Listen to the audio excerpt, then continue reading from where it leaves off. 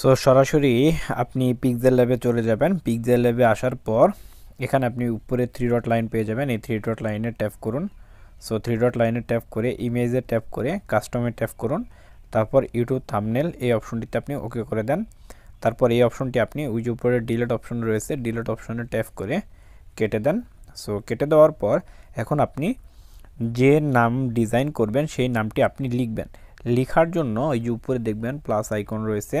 So আপনি plus আইকনে tap করে ওই যে উপরে দেখবেন টেক্সট অপশন, টেক্সট অপশনে ট্যাপ করে নিচে যে এডিট অপশন, এডিট অপশনে ট্যাপ করুন। ট্যাপ করে এই নামটি আপনি লিখবেন। আপনি যে নাম ডিজাইন করতে চাচ্ছেন সেই নামটি আপনি এখানে ট্যাপ করবেন। ট্যাপ করে আপনি ওই যে উপরে ওকেতে ট্যাপ করবেন। ট্যাপ করার পরে এখানে আপনি এই দিকে যাবেন। এখানে যাওয়ার পর এখানে দেখবেন আপনি ফ্রন্ট অপশন রয়েছে।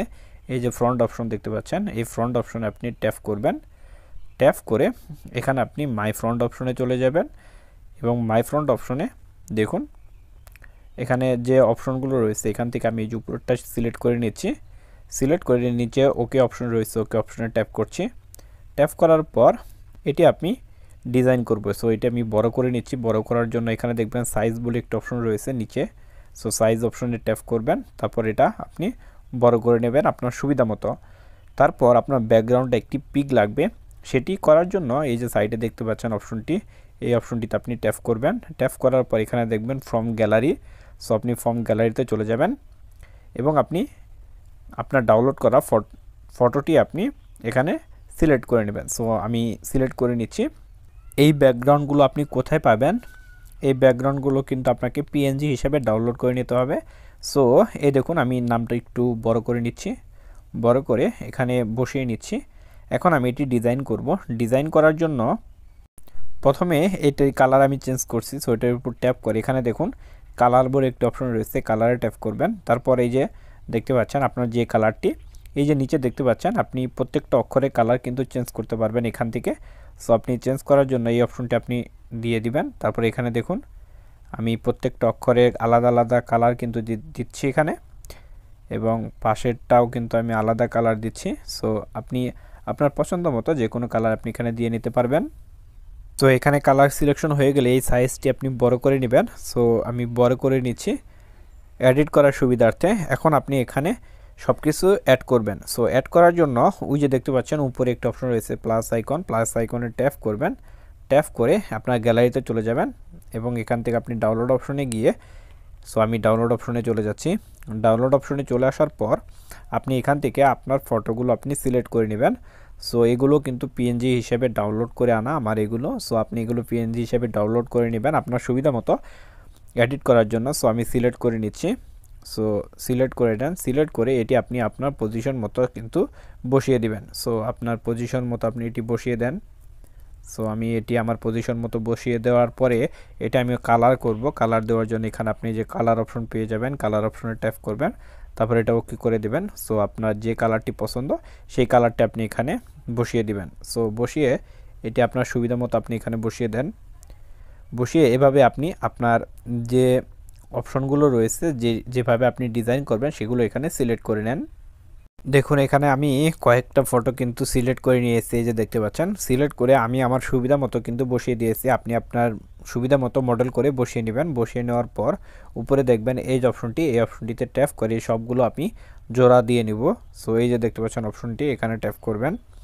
সো ট্যাপ করে এই যে প্রত্যেকটা খালি বক্সে রাইট চিহ্ন দিয়ে নিচে এই যে বক্সটি আপনি দেখতে পাচ্ছেন, এই বক্সটিতে আপনি ট্যাপ করবেন। ট্যাপ করে ওকেতে ক্লিক করে দেবেন, তাহলে সবগুলো একসাথে হয়ে যাবে।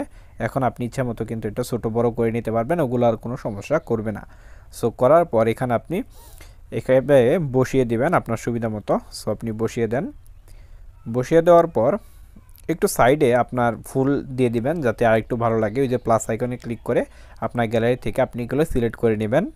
সো দেখুন আমি একটি ফুল সিলেক্ট করে নিয়েছি, সেটি আমি এখানে আমার পছন্দ মতো আমি বসিয়ে দিব। আপনি আপনার মতো করে ডিজাইন করতে পারবেন। সো এটা আমি কপি করব আরেকটি।